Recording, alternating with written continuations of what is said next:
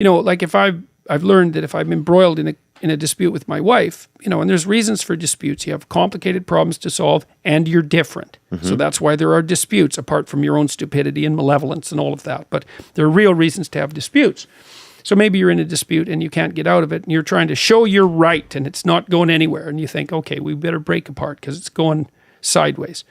If you go into a room and you sit again on the edge of your bed or a chair and you think, okay, probably I've done something stupid to contribute to this in some way. What might it have been? And if you ask like you want the answer, you'll get the answer. And it won't be an answer you like, and it won't be something you like to admit. You might think, well, it's only 5% my fault still. It's like, yeah, okay, but at least it's 5%. Then you can go back to your wife and you can say, here's the stupid thing I've done to contribute to this. And I figured it out, and I'll try not to do it again. And, sorry, I'm so dumb. Yeah. And maybe if she's done the same thing, she can tell you the same thing. And then maybe now you're both like humbled a bit in the proper way. You can actually have a discussion that's aimed at solving the problem instead of attaining victory. Yeah. Why do we have to be right? Like I don't have to be, I hope to not have to be right a lot of times. I'm happy to be wrong. Like there's this thing out there these days that everyone, they just have to be right. There's no discussion anymore. Better to learn something than to be right. Yeah. Unless you're already right enough. And if you think you're right enough, well, look, if your life is perfect and everything's exactly the way you want it to be, you're right enough, man. Good for you. But yeah. I haven't met anybody like that yet. And especially when you are commingling with others, that's when you have to, sometimes you have to not be right just for everybody to be okay. One thing that's worth thinking about, and I outlined this a fair bit in this book, 12 Rules for Life, is like, do you want to make friends with what you know, or do you want to make friends with what you don't know?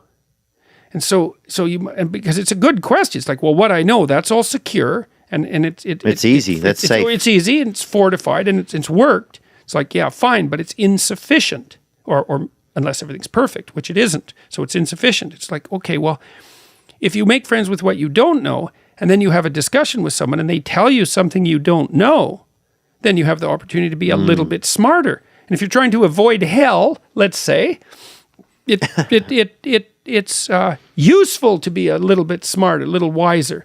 And so even if you're having an acrimonious argument with someone, maybe you can sift a little bit of wheat from the chaff, and you can think, yeah, well, most of what you're saying, it's nonsense. But that one point you made there, it's like, that's a point. You made a point. It pointed me somewhere, maybe somewhere slightly more valuable. I learned something. It's also why it's so useful to talk to people that don't agree with you.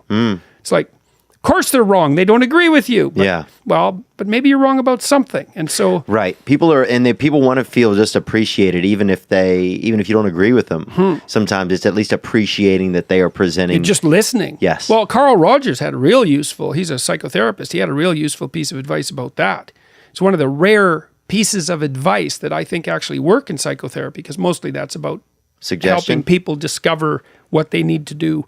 They have to discover it. You facilitate that. Right. But Rogers said, look, if you're having an argument with someone, and this really works if it's someone close to you. It's like, you're having this bitter argument. It's like, here's the rule. You have your say, then I am going to say what you told me. But you have to agree that I got it right. Right. And then the reverse. I get to have my piece, and then you get to say what I said. You don't have to agree. That's not the point.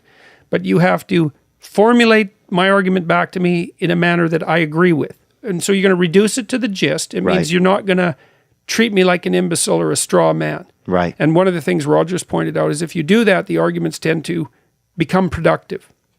So that's a lovely technique. It really does work. Because immediately you're recognizing what they're saying. You're at least listening. And the thing too is, if you listen to someone, sometimes if you listen to someone, they discover the limits of their own argument. They think, so they lay it out and they think, well, I'm really not as mad about that as I thought, or, that isn't exactly what I meant, or maybe there's something else going on here that I didn't understand. Like if you let them lay out the whole thing and you just shut up while they stumble around, then sometimes they stumble somewhere slightly more productive, and that's also useful. That's also, I think this is something that happens between men and women a lot. So a woman will be upset about something, and she'll come and tell her husband about it, and he'll try to solve the problem. It's like, wait a second. Now, and you think, well, the problem needs to be solved, so why isn't that okay for her? And the answer is, she hasn't fully formulated the problem. So you have to wait while she stumbles around. Not that women do that any more than men. That's not my point. Well, she stumbles around and says, well, here's why I think I'm upset. Here's one possibility. Here's another possibility. Here's another possibility. You might have to listen to 10 possibilities before the actual problem emerges. Because it's not like people always know why they're upset. Right. Sometimes they're, especially if they're just upset at the moment. Yeah. And then maybe something triggered it at work yesterday. And they their boss said something rude and they've been kind of stewing on that all day and that's made them irritable. And then they snap at something trivial. You think, well, what the hell's wrong with you?